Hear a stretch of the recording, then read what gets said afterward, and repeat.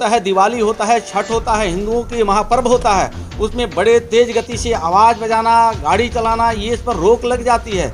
लेकिन संविधान के हवाला देने वाले लोगों को जब मस्जिदों पे लाउड स्पीकर बजता है तो पढ़ने वाले बच्चों को कहीं न कहीं बाधाएँ पहुँचती है। तो कानून जब देश का संविधान और अम्बेडकर साहब के दिए हुए संविधान के, तो बाबा साहब के हवाला दे करके संविधान की बात करके एक वर्ग को आपने कहीं न कहीं रोक लगा देते हैं, तो मस्जिद पर भी रोक लगनी चाहिए। उस पर तेज़ गति से, तेज़ आवाज़ से अगर लाउड स्पीकर बजता है तो वहाँ आस पड़ोस सभी समाज के, सभी धर्म के लोग अगर रहते हैं तो कहीं न कहीं बाधाएँ पहुँचती है। और ये जनता की ये मांग है ना।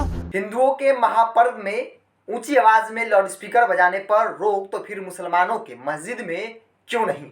एक बड़ा सवाल किया है और साथ ही साथ मांग की है कि मुसलमानों की मस्जिद में लाउडस्पीकर पे प्रतिबंध लगनी चाहिए। बिहार सरकार में मंत्री बीजेपी नेता जनक चमार ने क्या कुछ कहा, इस पर वो आप सुने। होता है, दिवाली होता है, छठ होता है, हिंदुओं के महापर्व होता है। उसमें बड़े तेज गति से आवाज़ बजाना, गाड़ी चलाना, ये इस पर रोक लग जाती है।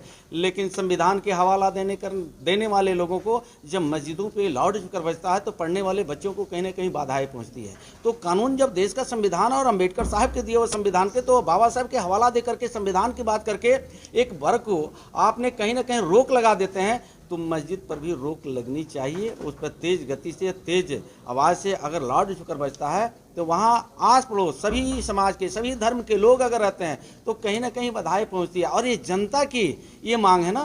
तो आपने सुना, बिहार सरकार में मंत्री बीजेपी के बड़े नेता है जनक चमार, जिन्होंने एक बड़ा सवाल खड़ा कर दिया और साथ ही साथ मांग भी की है कि जब हिंदुओं के त्यौहार होते हैं, महापर्व होते हैं, होली, दीपावली, छठ, उस वक्त ऊंची आवाज में जब लाउडस्पीकर बजती है तो कानून का हवाला देते हुए प्रशासन जो है उन पे प्रतिबंध लगा देती है।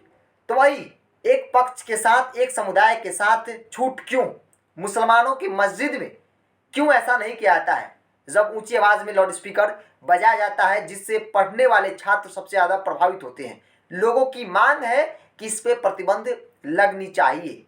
दोहरी नीति और सवाल खड़ा कर दिया है जनक चमार ने और कहा है कि एक समुदाय के साथ प्रतिबंध कानून का हवाला दिया जाता है। इस देश में कानून सबके लिए बराबर होता है, तो फिर क्यों एक समुदाय के साथ छूट तो दूसरे के साथ प्रतिबंध क्यों लगाए जाते हैं?